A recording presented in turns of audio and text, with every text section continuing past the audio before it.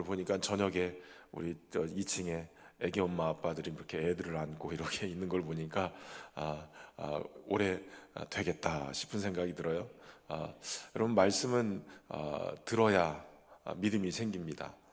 그런데 참 듣는 것이 그냥 앉아 있다고 되는 것은 아니고, 마음을 닫고 마음을 열고 마음을 다해서 주의 말씀을 정말 사람의 말이 아니라 주님의 말씀으로 받아들일 때, 그때 역사가 일어나는 거예요. 여러분, 듣는 것의 열쇠는 마음에 있어요. 우리의 마음이 닫혀 있어서는 말씀이 들어오질 않아요. 그런데 때로는 목회를 하면서 느끼는 것인데, 아무 문제 없이 있을 때, 그때는 도리어 조건이 너무 좋기 때문에 말씀을 잘 들을 것 같아요. 그런데 전혀 듣지 않아요. 근데 문제가 생기고 어려움이 생기면 희한하게 닫힌 마음의 문이 열리기 시작해요. 그래서 말씀이 들려지지 않다가도 건강에 문제가 생기면 저 말씀 통해서 나를 돌아보게 되고, 그 말씀이 들려지게 되는 거예요. 그러니까 문제가 생길 때 닫힌 마음이 도리어 깨트려지고, 굳어졌던 마음이 부서지고, 그러면서 말씀의 은혜를 입게 되는 거예요. 제가 오늘 보니까 사도행전 강해, 오늘이 몇 번째냐면 60번째. 엄청나게 많이 들었죠. 저도 이렇게 많이 한 줄 몰랐어요. 오늘이 60번째. 그러니까 사도행전 지금 23장 이제 들어오는데 60번을 설교를 했더라고요. 금요 철야 때만. 금요 성령 집회 때만 적어도 1시간 설교를 하는데 1시간 설교를 60시간을 한 거예요. 그러면 60시간만 들었으면 벌써 여러분들 박사가 됐어야죠, 박사가. 그런데 희한하게 말씀을 들어도 자꾸 잊어버리시니까, 그러니까 저 같은 사람이 먹고 살죠.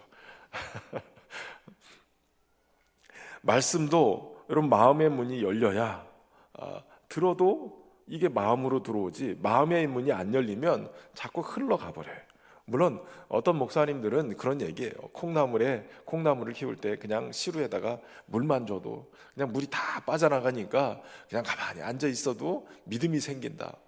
그게 맞는 것 같기도 하지만, 그래서 와서 앉아 있기만 해라. 그러면 말씀 듣다가 그냥 다 빠져나가는 것 같은데도 어느 날 콩나물이 자라듯이 그렇게 우리의 믿음도 자랄 것이다.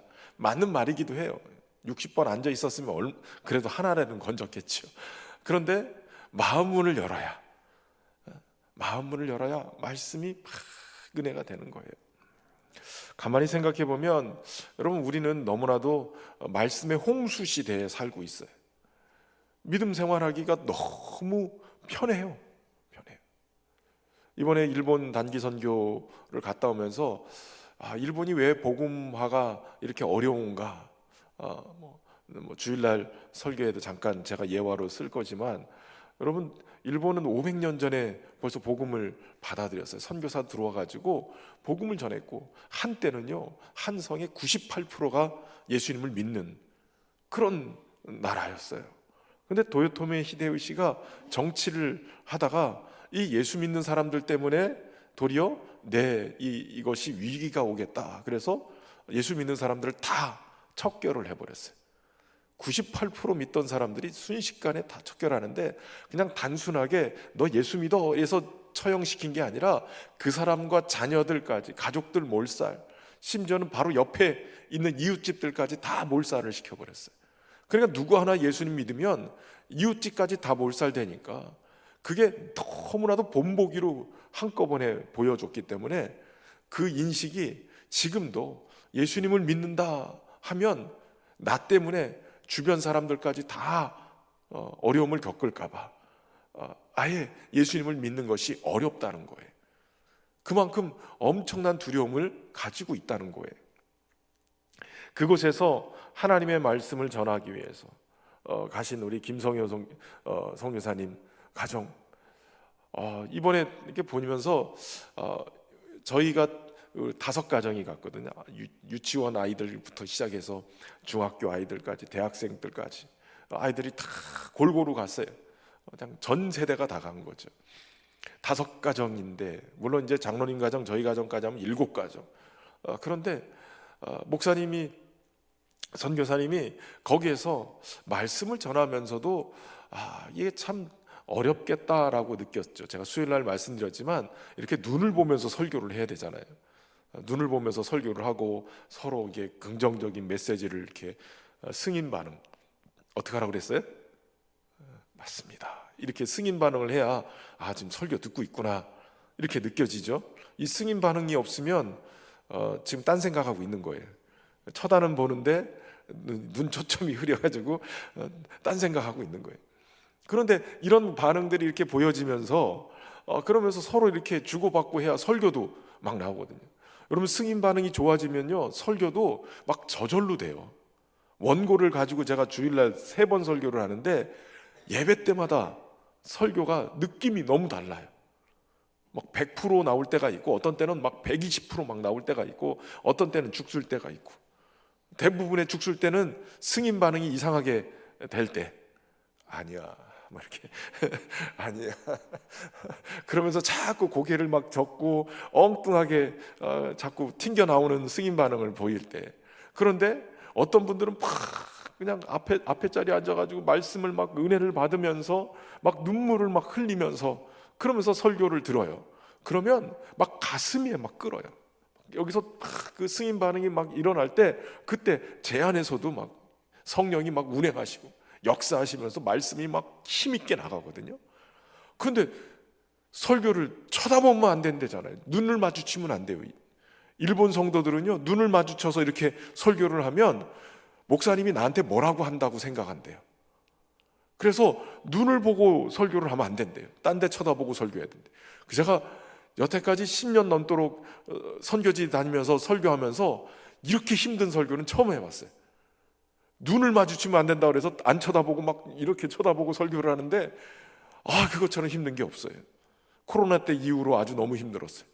코로나 때는 영상 카메라 보고선 설교를 했는데 그러니까 목사님 그 가정이 복음을 아무리 전해도 이게 참 쉽지 않은 거예요. 받아들이질 않고 그냥 가치관이 완전히 다르니까. 그런데 제가 그곳에서 느꼈던 것 중에 하나가 목사님 가정이 굉장히 외로웠다라는 거예요. 아들이 이제는 다 컸어요. 중학교 때 애들 데리고 10년 전에 갔다가 이제 군대 다 제대하고 큰아들은 저 인천에서 김포에서 이제 근무를 하고 직장 생활을 하고 이제 둘째 아들은 이번에 일본의 기업에 들어가서 이제 3월부터 근무하게 된다는 거예요. 이제 둘만 남게 되는 상황이에요. 아마 이 밤도 우리 교회 거 틀어놓고 있을지도 모르겠어요. 그런데 그런 얘기를 하시는 거예요. 새벽기도 한국 목회자들처럼 전 세계에 나가서 새벽기도 하시는 그런 목회자가 없어요. 새벽기도 다른 나라는 안 해요. 근데 새벽기도도 하고 매일마다 예배를 드리고 하는데 그냥 가족끼리만 모여서 예배를 드리는 거예요. 10년을 그렇게 해요. 10년. 성도라고 나오기는 하는데 이 사람들이 언제 바뀔지 모르고 열매가 눈에 보이지 않는 거예요. 금방금방 이렇게 모이기라도 하면 좋은데 그 모이는 것도 안 보이는 거예요. 김치 담근다고 그러니까 토요일 날은 8명이 모였는데 주일날 예배 드린다고 그러니까 그 사람들이 하나도 안 들어오는 거예요. 예배 끝나고 우리 갔던 선교팀이 공연 준비해가지고 공연 발표하는데도 안 들어와요. 그러더니 그거 다 끝나고 같이 식사 교제하고 같이 교제한다니까 뒤에 있다가 들어오는 거예요. 일본이라는 나라가 너무 달라요. 근데 그 선교사님 내외가 그런 얘기를 하시는 거예요. 목사님 마음껏 예배하고 싶다는 거예요. 마음껏. 한국 교회처럼 막 찬양 막 하고 뜨겁게 기도하고 막 마음껏 예배했으면 좋겠다는 거예요. 맨날 두 분만 앉아서 물론 그것도 예배이지만 그러나 같이 믿음의 공동체가 같이 찬양하고 예배하면 그것처럼 은혜롭고 감격스러운 게 어디 있겠냐는 거예요. 여러분 예배할 수 있는 상황이지만 예배할 수 없는 상황 얼마나 간절히 사모하게 되는지. 여러분 우리가 이렇게 예배하고 우리가 찬양하고 기도하고 막 소리 질러 기도할 수 있는 것 이거 복이에요. 복. 우리에게 주시는 하나님의 놀라운 은혜란 말이에요. 이걸 복으로 알고 누릴 수 있을 때 누리고 마음껏 찬양하고 기도할 수 있을 때 그 은혜를 받아야 된다는 거예요. 그 모습을 보면서 정말 외롭게 투쟁화를 하고 계시는구나. 선교지에서 야, 이게 얼마나 힘들까. 그러니까 이번에 이상하게 치앙마이로 가려고 하던 게 일본으로 바뀌고, 그리고 그 교회로 바뀌고, 또 여러 가지 어려움이 있었지만 7개월을 준비해서 저희가 준비해서 딱 갔는데 선교사님 얼굴이 처음에 막 굉장히 어두웠어요. 경직돼 있고 뭔가 좀 딱딱한 느낌이 있고 근엄해 보이기도 하고 좀 뭔가 좀 그랬어요. 그랬는데 끝날 때쯤 되니까 얼굴이 환하게 피시는 거예요. 그리고 그 둘째 아들이 이제 직장 가기 전에 저희 이제 같이 합류해서 차량 운행을 또 같이 해줬어요. 근데 그 친구도 중학교 때 가서 얼마나 어렵게 사는지, 여자친구도 일본인 여자친구도 사귀었었대는데 문제는 예수님을 안 믿으니까, 믿으라고 해도 믿을 수 있는 상황이 안 되니까 결국은 그 신앙의 문제 때문에 헤어질 수밖에 없었. 이게 비밀이라고 그랬는데 너무 힘든 거예요. 너무 힘든 거예요. 여러분, 예수님을 믿는 사람들을 만나고 같이 교제할 수 있는 것만 해도 이게 얼마나 귀한 일인지. 여러분, 예수님을 믿는 사람들이 우리 주변에 같이 있다는 것만으로도 이게 얼마나 귀한 일인지. 여러분, 우리가 찬양하고 예배하는 일, 이거 굉장히 귀한 일이에요. 있을 때, 기회가 있을 때 찬양하고 예배하고 그렇게 할 수 있기를 주의 이름으로 축원합니다. 여러분, 문제는 정말 한국교회가 하나님의 말씀을 많이 들어요. 설교를 많이 들어요. 그런데 그게 정말 하나님의 말씀으로 경험되느냐, 이게 중요한 거예요. 오늘 나에게 주시는 하나님의 말씀으로 내 가슴에 울림이 되어지고 내 영혼에 막 울림이 돼서 그 말씀이 들려지고 하나님 앞에 내가 반응하는 믿음의 역사가 일어나고 있느냐, 이게 굉장히 중요한 거죠.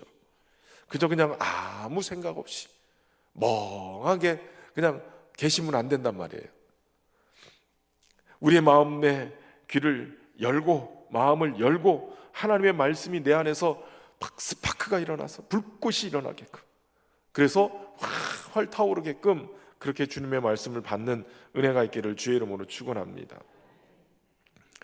바울은 자신이 로마 시민권자임을 그들에게 밝히면서 죄도 정하지 않고 매질하려는 그 병사들에게 내가 로마 시민권자다라고 얘기를 해요. 사실 사도 바울은 자신은 예수 그리스도를 아는 지식이 더 고상하기 때문에 내가 가지고 있었던 모든 것을 배설물처럼 여긴다고 했어요. 그런데 이 상황에서는 로마 시민권자라는 것을 얘기를 해요. 그것은 자신의 억울함을 풀기 위한 부분도 있겠지만, 그러나 앞으로 교회의 다른 전도자들도 똑같이 억울하게 당하기만 할 수도 있을 것에 대한 염려, 그래서 후배들에게 그 길을 잘 갈 수 있도록 열어주기 위해서 나름대로 그렇게 한 것일 수도 있어요. 여러분, 그런데 이 당시의 로마 시민권자라는 것이 함부로 대할 수 없을 정도로 그렇게 권리가 있었단 말이죠. 여러분, 우리는 우리의 시민권이 어디 있어요? 물론 대한민국에 있죠. 요즘 대한민국 시민권 전 세계에서 어디 나가서 막 대우도 받고 이러는데, 믿는 자들은 하나님 나라의 시민권자라요. 하나님 나라의 시민권자라는 얘기는 바로 하나님의 통치, 하나님의 보호하심 속에 있다는 거예요. 하나님이 돌보시는 거예요. 하나님이 지켜주시는 거예요. 그러니까 우리의 보호와 권리 하나님이 붙들고 있기 때문에 하나님이 지키신다는 사실을 여러분 믿고 살아갈 수 있기를 주의 이름으로 축원합니다. 결국 이 천부장이 바울을 이 묶임에서부터 풀어내는 거예요. 진상을 알고자 해서 그 결박을 풀어주고 제사장들과 온 공회를 모으고 바울을 데려가서 그들 앞에 세우게 되어집니다.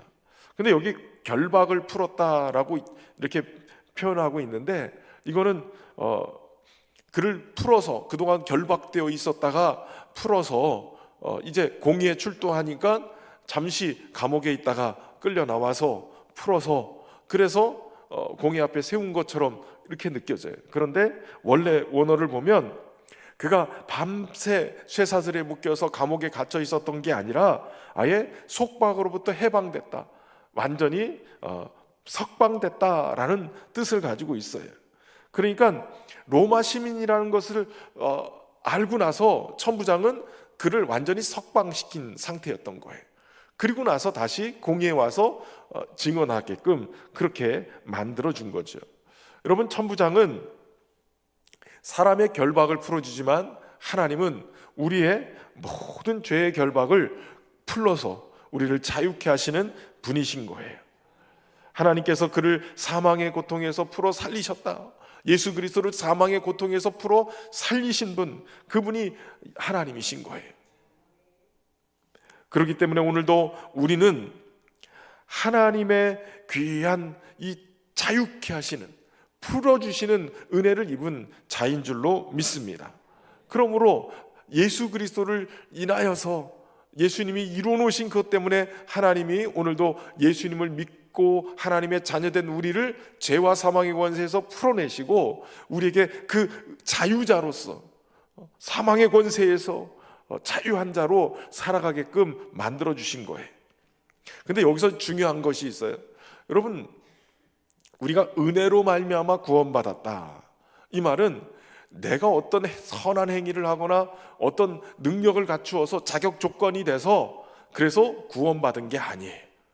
오직 예수 그리스도께서 십자가에서 우리의 죄를 대속하신 그 죽음, 예수님이 완성시키신 율법의 완성, 구원의 놀라운 역사, 그 예수님이 이뤄놓으신 것 때문에 내가 구원을 받은 거예요. 그러니까 그것이 은혜라고 얘기하는 거예요. 여러분, 내가 자격 조건을 갖추고 어떤 것을 받을 만한 능력이 있었다면 이건 은혜라고 얘기하지 않고 상급이라고 얘기하는 거예요. 어떤 자격을 갖췄기 때문에 당신은 상장을 받을 만한 자격이 있습니다. 메달을 받을 수 있습니다. 이거는 상이에요, 상. 그러나 내가 그걸 받을 만한 사람이 아니에요. 꼴찌예요. 그런데 상을 받았어요. 그것이 은혜인 거예요, 은혜. 근데 여기서 여러분, 우리가 정신 바짝 차리고 들어야 될 내용이 있어요. 가끔 교회 생활을 하다 보면, 신앙 생활을 하다 보면 교회들 안에서도 이런 행위를 강조하는 그런 교회가 있어요.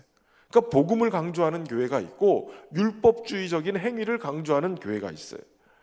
충분히 착해야 되고 윤리적이어야 되고 그렇게 선한 일을 행하면서 살아야 하나님이 우리를 받아주시고 하나님이 우리를 구원하신다, 이렇게 교육을 받는 경우가 있어요. 여러분, 복음은 하나님 앞에 내가 뭔가를 막 해가지고 이만큼이 채워졌기 때문에 하나님이 우리에게 구원을 주시는 것이 아니에요. 이미 예수 그리스도가 이뤄놓으신 것, 그 일로 말미암아서 우리가 믿음으로 말미암아 구원받는 것이에요. 이게 복음이에요, 복음. 여러분, 그런데 팀 켈러 목사님이 탕부 하나님이라는 책에서 이런 이야기를 전해요. 자신이 섬기던 교회에 처음으로 나온 여성분이 계셨다고 그래요. 근데 이 여성분이 성장기에 이 율법주의적인 교회를 다녔어요. 그러니까 뭐 조금만 잘못하면 죄고, 이렇게 열심히 회개하고 이렇게 살아야 구원받아, 이런 행위를 강조하는 율법적인 그런 교회였던 거예요. 그런데 이 교회에 와서 복음을 들었어요. 우리의 행동과는 상관없이 예수 그리스도께서 이루어놓으신 일로 말미암아 우리가 믿음으로 말미암아 은혜로 구원받았다. 그랬더니 이분이 이런 얘기를 하더라는 거예요. 이게 정말 무서운 개념이네요. 좋은 쪽이긴 하지만 그래도 무섭습니다, 이렇게 반응을 하더래요. 그게 도대체 뭐가 무섭습니까? 라고 물었더니 그분이 그렇게 대답을 하더래요. 내가 선행으로 구원을 받는다면 하나님도 일정한 한도 내에서만 내게 무엇을 요구하시거나 역공을 통과하게 하실 수 있겠지요. 그러니까 내가 납세자와 같이 뭔가 납세를 내가 냈기 때문에 이런 권리가 내가 있습니다라고 안심을 할 거란 말이에요. 그런데 이게 아니라 의무를 다했으니 이게 내가 이런 권리가 있습니다라고 하면 그런데 편한데, 복음은 하나님이 무한한 희생을 통해서 내가 구원받은 죄인이다. 그러니까 하나님이 나에게 전적으로 모든 것을 다 희생해서 나를 얻으셨기 때문에 하나님이 나에게 요구하지 못할 것이 하나도 없다는 거예요. 여러분, 이 둘의 차이가 느껴지세요? 여기서는 내가 뭔가를 했기 때문에, 그래도 내가 의무를 행했기 때문에 권리가 주어진다. 그러니까 내가 이만큼 누려도 괜찮아 라고 스스로 생각을 한다는 거예요.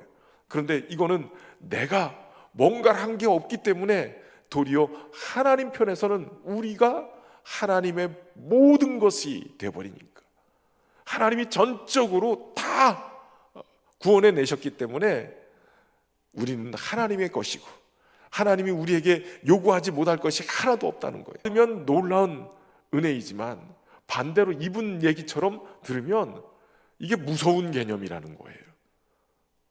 그래도 내가 뭔가를 해놨으니까 이건 내가 이만큼 누릴 수 있고, 요거 안 했으니까 벌 받는 거 당연하지요, 이러지만 여기는 아예 무한대라는 거, 무한대. 여러분, 깨닫는 게 있어야 돼요. 내 선행 때문이 아니라 순전히 은혜로 구원받는다라면 아무렇게나 살아도 되죠, 이렇게 생각하는 사람들이 있어요. 그러나 이분 얘기처럼 주님이 모든 걸 하셨기 때문에 주님이 나에게 전적인 나의 권리를 가지고 계십니다라고 고백하는 것, 여러분, 이게 복음이에요. 복음. 우리는 주님의 것이에요. 주님이 값으로 사신, 핏값 주고 사신 주님의 것이란 말이에요. 타협하지 말고 은혜 안에서 주님이 주시는 이 구원의 은혜를 힘입고 그 은혜 안에서 살아갈 수 있기를 주의 이름으로 축원합니다. 우리 찬양 한 곡 하고 또 말씀 한번 보겠습니다. 언제나 내 모습.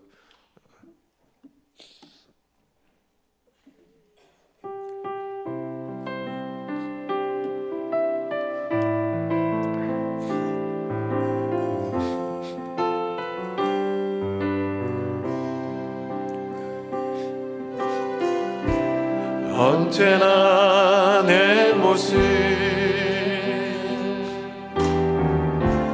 너무나 부끄러워 무릎으로 주님께 기도로 가오니 나 홀로 서 있는 죽은 내 영 깨우사 주님만 나를 깨워 내 영 살게 하소서. 주님 내 안에, 주님 내 안에, 내 안에 계시고 주님 내 안에, 주님 내 안에 나를 세워주소서. 다시 한번 고백합니다. 언제나 내 모습 너무나 부끄러워 무릎으로 주님께 기도로 가오니 나 홀로 서 있니 죽은 내 영 깨우사 주님만 나를 세워 내 영 살게 하소서. 주님 내 안에, 주님 내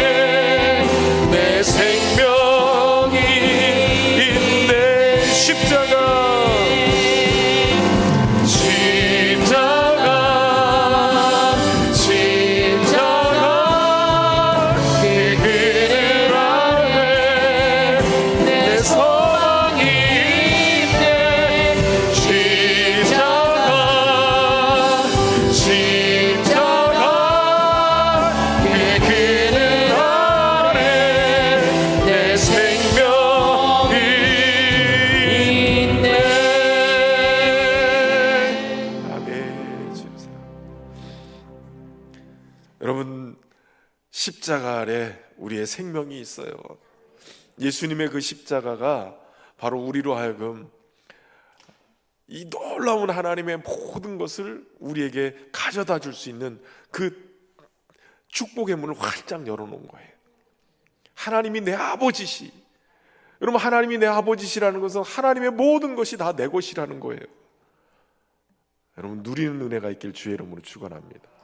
예수님이 휘장 가운데로 열어놓으신 그 새롭고 산 길을 통해서 바로 날마다 때를 따라 돕는 은혜를 얻기 위해서 주님의 은혜의 보좌 앞으로 나갈 수 있도록 만들어 주신 거예요.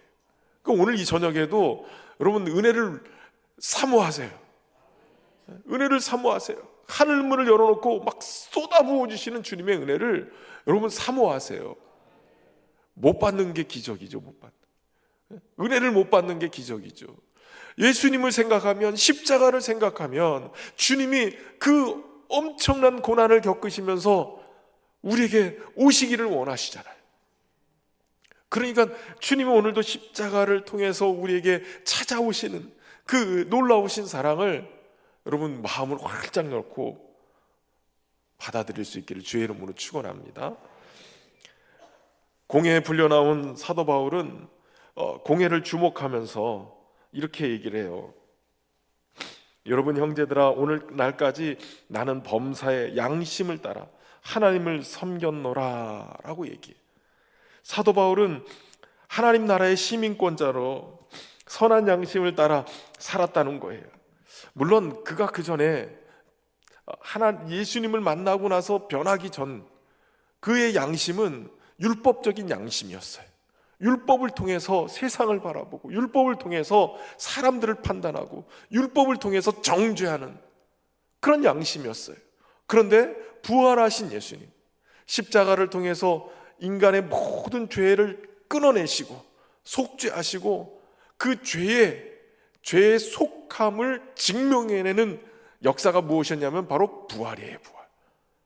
예수님의 죄가 이제 예수님이 끌어안고 십자가에서 죽으신 이 죄가 다 처리가 됐다. 이것의 사인이 바로 사망이 생명에게, 아니 생명이 사망에 붙들려 있을 수 없어. 그 생명의 부활로 일어나신 예수님의 이 부활의 사건은 우리의 모든 죄가 사해졌다라는 것을, 주님의 그 대속의 죽음이 하나님이 응답하시고 용납하시고 완성시키셨다라는 것을 드러내는 그러한 표시가 바로 주님의 부활인 거예요. 부활하신 주님을 만나고 나니까 복음을 깨닫게 되는 거예요. 복음. 율법이 아니라 은혜로 말미암아서 자신에게 찾아오신, 내가 핍박자요, 내가 죄인 중에 괴수요, 주님을 대적했던 자였는데 주님이 내가 누구인데 나를 찾아오시고 나를 택해 주시고 이방인의 사도로 나를 세워주시는가. 사도 바울은 부활하신 주님을 만나면서 복음이신 주님으로 말미암아 이 양심이 율법의 양심이 아니라 복음의 양심으로 바뀌는 거예요. 그 선한 양심을 따라서 열심히 살아온 거예요. 죽을 고비를 넘겨가면서도 복음을 전하고 생명 살리는 일. 여러분, 복음은 살리는 일을 해요. 율법은 죽이는 일을 하고요. 율법에 매여서 살았던 사도 바울은 계속 죽이는 일을 했어요. 그런데 그는 부활하신 주님을 만나고 복음의 증인이 된 다음부터는 계속해서 살리는 사역을 하는 거예요. 여러분, 예수님 믿는 사람들은 살리는 일을 해야 돼요. 살리는 일. 예수님을 믿기 시작하면 가정이 살아나야 돼요. 가정이 회복돼야 되고, 영혼이 살아나야 되고, 자녀들이 살아나야 되고, 배우자가 살아나야 되고요. 왜냐하면 생명의 영이신 성령이 그의 영혼을 붙들고 그의 가정을 붙들고 그 인생을 붙들기 때문에 부활의 증인, 부활하신 주님을 만나는 감격 속에 그의 양심은 선한 양심으로 바뀌었어요. 그러니까 내가 범사의 양심을 따라 하나님을 섬겼노라 라고 얘기할 때 이 양심은 변화된 거듭난 양심, 그래서 하나님의 나라에 속한 하나님의 백성으로 살아났다, 그 고백을 하고 있는 거예요. 그런데 문제가 생겼어요. 그 이야기를 듣고 대제사장 아나니아가 바울 곁에 있는 사람들에게 그 입을 치라, 그렇게 명령하는 거예요. 여러분, 아나니아라는 말의 뜻은 여호와는 은혜에 있다, 은혜가 있다, 은혜롭다, 뭐 이런 뜻이에요. 그의 문제는 이 대제사장인데 이 아나니아가 바울의 입을 치는 거예요. 더 이상 듣지 않겠다는 거예요. 부정한 얘기를 했다는 거죠. 신성 모독하는 이야기를 했다는 거예요. 실제는 복음을 전하고 있고 생명을 전하고 있는데 바울의 입을 쳐라, 율법에 빠져 있고 잘못되어 있습니다. 여러분, 성경에 보면 이 아나니아라는, 신약에 아나니아라는 이름이 세 사람이 나와요. 첫 번째 나오는 사람은 삽비라의 남편 아나니아. 사도행전 5장에 보면 부부가 공모해서 땅을 팔아놓고 그 일부를 베드로에게 갖다 주면서, 그러면서 거짓말하는 거죠. 성령을 속이는 일을 하게 된 거예요. 일부입니다라고 얘기했을 때, 그러면 그 일부입니다라고 얘기만 했어도 아무 문제 없었을 거예요. 그런데 일부는 다 전부냐 할 때 거짓말을 해버렸죠. 전부입니다. 그래서 결국은 성령에게 거짓말한 것 때문에 그는 죽임을 당하게 되었어요. 초대교회의 가장 대표적인 그런 징계의 모습으로 이 아나니아와 삽비라가 나타나게 돼요. 두 번째는 이 사울이 다메섹 도상에서 예수님을 만나고 눈이 먼 상태로 다메섹에 들어갔을 때, 그때 아나니아라는 제자가 바울에게 찾아오죠. 주님께서 보내셨다. 그래서 안수함으로 그의 눈에 비늘 같은 것들이 떨어지고, 그리고 다시 보게 되는 역사가 일어나게 만든 거예요. 그에게 세례를 주고 주님의 제자로 설 수 있도록 멘토 역할을 한 사람이 바로 이 아나니아예요. 그리고 세 번째 나타나는 사람이 바로 사두개파 출신의 대제사장 네베바우스의 아들 아나니아인 거예요. 오늘 본문에 등장하는 이 아나니아, AD 47년 헤롯 아그리파 1세의 동생 칼키스 헤롯에게서 대제사장직을 받아서 이 AD 58년 59년까지 막강한 영향력을 행사했던 대제사장이라고 그래요. 잔인하고 탐욕스러웠고 탈무드에 의하면 그는 개걸스러운 사람이었다라고 얘기해요. 여러분, 대제사장인데 그 사람의 평가가 개걸스러운 사람이었다. 여러분, 어떤 이미지가 탁 떠오르세요? 그냥 막 살이 디득디득 쪄가지고 무슨 막 음식을 탐하는 이런 사람, 대제사장인데 경건하고 은혜롭고 권위가 있는 어떤 그런 모습이 아니라 저 개걸스럽다, 이렇게 평가할 정도로 그는 문제가 있었던 사람이었어요. 친로마의 경향 때문에 유대 강도들에 의해서 암살을 당했다라고 얘기해요. 탐욕스럽고 불의했던, 그래서 율법에 있어서는 비헌신적인 그러한 인물이었다고 그래요.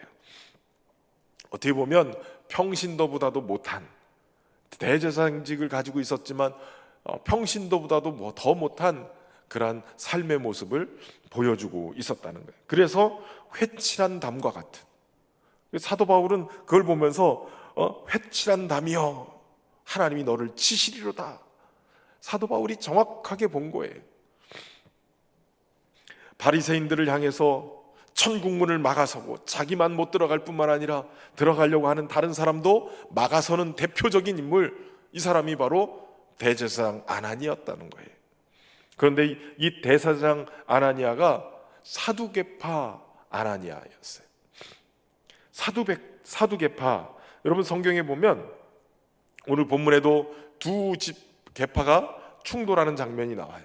사도 바울이 보니까 바리새파가 있고 사두개파가 있으니까 이 둘의 이야기를, 이 둘의 중요한 신학적인 쟁점을 가지고 얘기하면서 그들이 충돌이 일어나는 모습을 보게 돼요.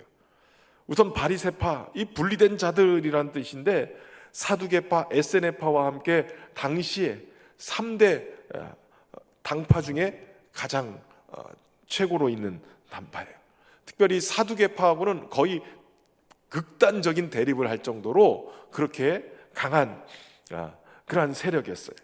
일반적으로는 율법을 엄격하게 준수하는 사람들, 특별히 모세오경에 보면 레위기적인 정결예법, 이것에 대해서 굉장히 강조하고 살았던 사람, 그래서 경건파 사람이지 않았을까 이렇게 얘기를 해요. 근데 이 사람들은 모세 오경뿐만 아니라 거의 구약 성경 전체를 다 받아들여서 말씀을 받고 살았어요. 그러나 이 신앙생활, 이것을 생활의 규범과 함께 하다 보니까, 율법을 지키게 하다 보니까 굉장히 엄격한 율법주의자들이 되어버렸어요. 근데 문제는 로마 시대 때 6천 명 이상의 이 단원을 가지고 있었다는 거예요. 회당 조직을 통해서 전 유대에 영향을 끼치고 그러고 있었던 거예요. 그러니까 사실은 사도 바울이 전도 여행을 다니면서 계속 어려움을 겪게 됐던 것이 바로 이 사람들이 계속 조직적으로 활동하면서 문제를 일으키고 있었다는 거예요. 특별히 부활신앙에 있어서는 사두개파 사람들하고 대립적인 그런 생각을 가지고 있었어요. 사실 당시에 이 사두개파 사람들은 그리스 로마의 이 문화를 적극적으로 받아들이는 사람들이었어요. 그러니까 이 바리새인들은 좀 쇄국 정책을 펴서 문화적인 이질감, 이국적인 문화들을 받아들이지 않고 그렇게 자신들을 지키고 있었다면, 사두개파 사람들은 문화적인 영향력을 그대로 받아들이고 심지어는 세속주의적인 영향을 받아들여서 정치 권력과 야합을 하고 거기서 살 길을 찾아가는 그러한 사람들이었어요. 바리새인들이 종교적이라면 이 사두개인들은 대부분 정치색이 강한 그러한 사람들이었어요. 그러니까 대제사장도 이 사두개파 사람인 거예요. 로마 사람들한테 잘 보여서 고위직을 따내고 거기서 누리며 살다 보니 종교적인 색깔이 강하면 강할수록 계속 로마의 이 지배에 억압을 받을 텐데, 도리어 종교적인 색깔을 빼고 정치적으로, 문화적으로 이 그리스 문화를 받아들이면서 그쪽에 붙어버리니까, 그러니까 도리어 자신들의 성공을 위해서 타협하는 그러한 자들이었다는 거예요. 문제는 종교적으로는 보수적인 것 같지만 실제 현재적인 것에는 다 세속적인 것들을 받아들여서 문제가 생겨버려요. 그게 뭐냐면 바로 신앙적인 문제. 아까서 말씀드린 것처럼 바리새인들은 부활신앙을 가지고 있어요. 근데 이 사두개인들은 자신들은 현재가 중요하니까 부활 없다는 거예요. 죽음, 영혼도 죽음과 함께, 이 육체의 죽음과 함께 다 사라진다는 거예요. 천사도 없고 영도 없고 부활도 없고, 이 세상이 다니까, 이 세상의 삶이 다니까 이 세상에 누릴 수 있는 거 다 누리고 살아야 된다, 이런 개념으로 사두개인들은 살아가는 거예요. 그러니까 여러분 앞에서 본 것처럼 대제사장 아나니아가 사두개인이에요.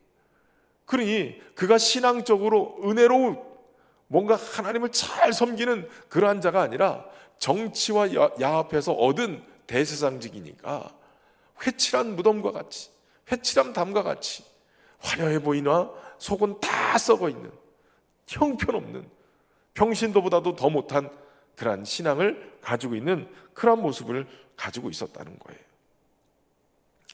그래서 사도 바울은 이것을 가지고 이 두 지파가 있는 것을 보고 거기에서 내가 지금 바리새인이요 바리새인의 아들이고 죽은 자의 소망 곧 부활로 말미암아 이 신문을 받고 있다라고 얘기하는 순간에 바리새인과 사두개인이 다툼이 일어나게 된 것이에요.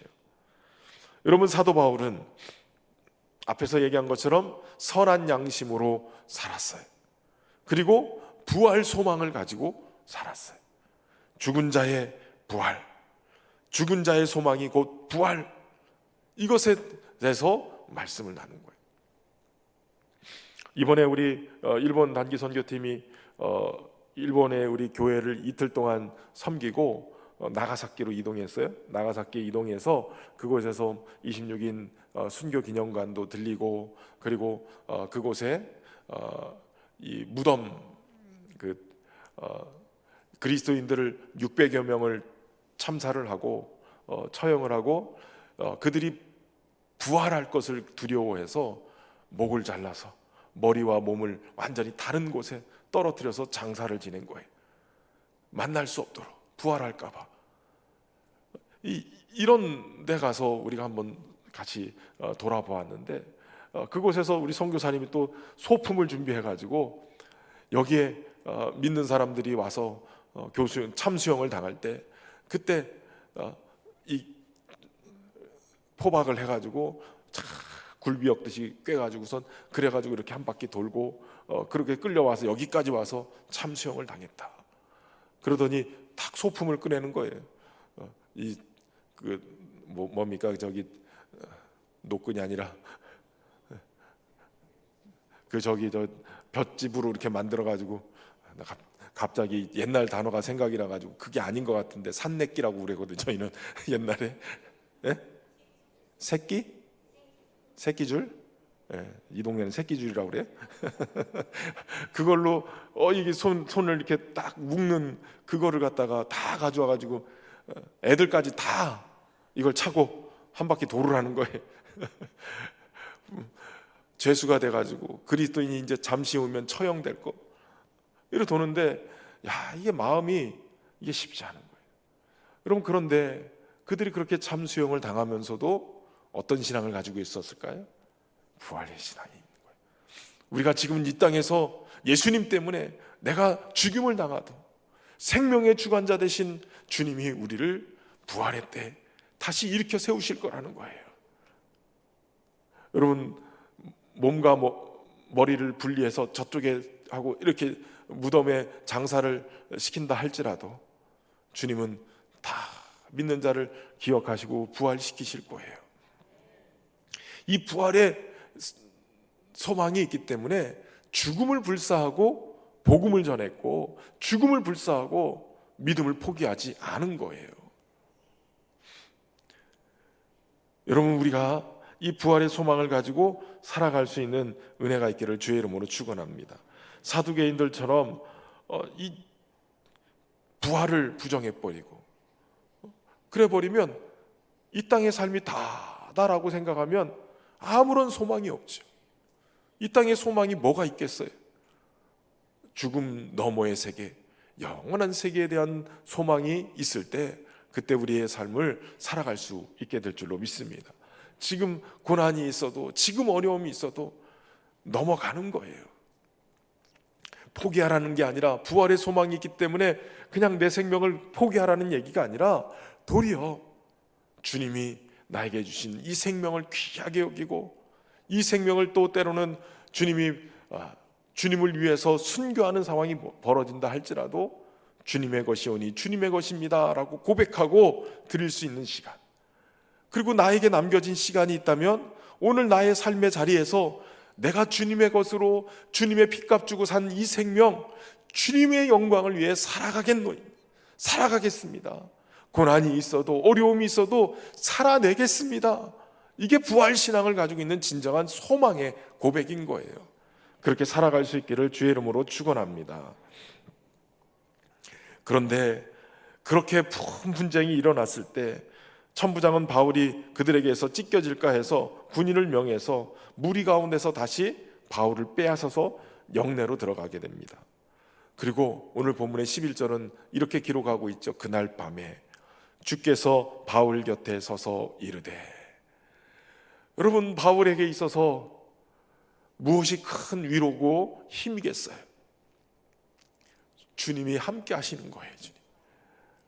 그날 밤에 세상은 자기들끼리 싸우면서 시끄럽게 난장판이 벌어지지만 바울의 그 혼란스러운 영혼 속을 잠잠하게 만드시는 주님의 임재, 그에게 다가오셔서 담대하라, 네가 예루살렘에서 나의 일을 증언한 것 같이 로마에서도 증언하여야 하리라.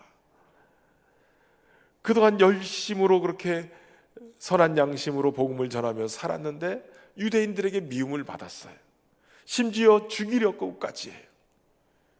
그렇지만 부활하신 주님이 여전히 그의 곁에 서서 말씀하시는 거예요. 담대하라, 담대하라. 여러분, 우리 주님은 세상 끝날까지 우리와 항상 함께 하신다고 약속하셨어요. 성령께서 우리와 오늘도 함께 하시면서 우리 안에서 내가 하나님의 자녀인 것을 증언하고 부활하신 주님이 나와 함께 하심을 믿게 만드시는 거예요. 때로는 지치고 힘들고 인생의 무거운 짐 때문에 무너질 때도 주님은 우리 곁에서 말씀하시는 거예요. 담대하라, 담대하라. 그와 같이 홀로 두지 아니하시고 늘 함께 하시는 주님, 이 상황을 직면하고 두려워할 수도 있는 이 바울에게 주님은 나타나셔서 말씀하시는 거예요. 담대하라. 여러분, 인생의 어려움은 당장 내일을 일을 모르는 것에 있어요. 한 치 앞도 못 보는 인생, 앞으로 무엇이 펼쳐질지 몰라서 자꾸 불안해져요. 그런데 우리 주님은 바울에 대한 계획을 가지고 계시다고 말씀해요. 예루살렘에서 복음을 증거한 것처럼 로마에 가서도 너가 복음을 증거할 것이다. 하나님은 오늘도 우리에 대한 계획을 가지고 계세요. 우리는 지금 한 치 앞도 알지 못하지만 하나님은 가장 좋은 계획을 가지고 계시는 거예요. 이번에 돌아오면서 사실은 그 비행기 표를 김해에서 후쿠오카까지 30분밖에 안 걸린다고 그랬잖아요. 그런데 후쿠오카에서 김해로 오면 얼마나 좋아요.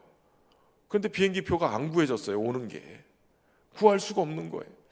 그래서 어디를 구했냐면 키타큐슈라는 후쿠오카에서 좀 더 1시간 정도 올라가면 키타큐슈 공항이 있는데 그게 청주공항하고 자매결연을 맺어서 청주공항으로 이렇게 오는 비행기가 생긴 거예요. 그래서 저희가 표를 구하다가 가는 거는 후쿠오카로 가는데 나오는 거는 키타큐슈에서 청주로 나오자. 그게 명절 날이었어요. 설날 오후에 도착해서 키타큐슈에서 청주로 와서 청주에서 버스로 교회로 거제로 내려와야 되는 거예요. 그날 10시에 도착했어요. 왜 이렇게 하나님 선교 가는데 갔다가 이렇게 금방 올 수 있게 해주시지 이렇게 복잡하게 뺑뺑이 돌리시는가.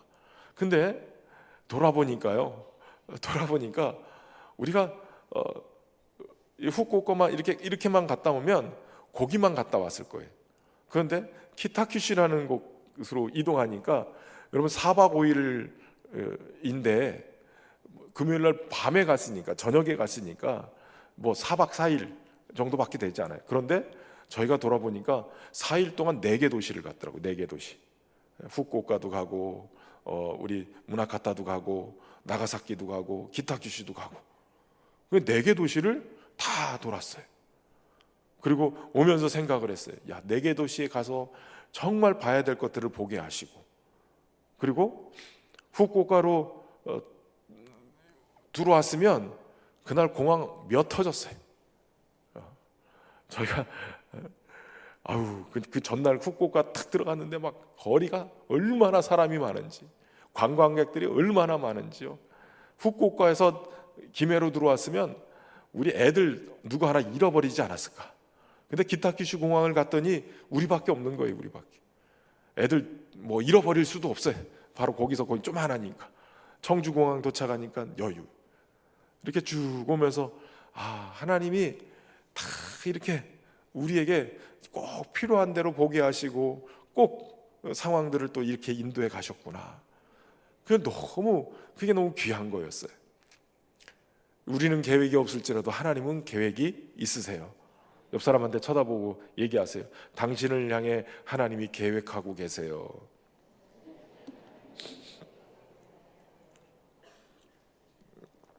하나님은 우리를 향한 계획을 가지고 계심을 믿으시기 바랍니다.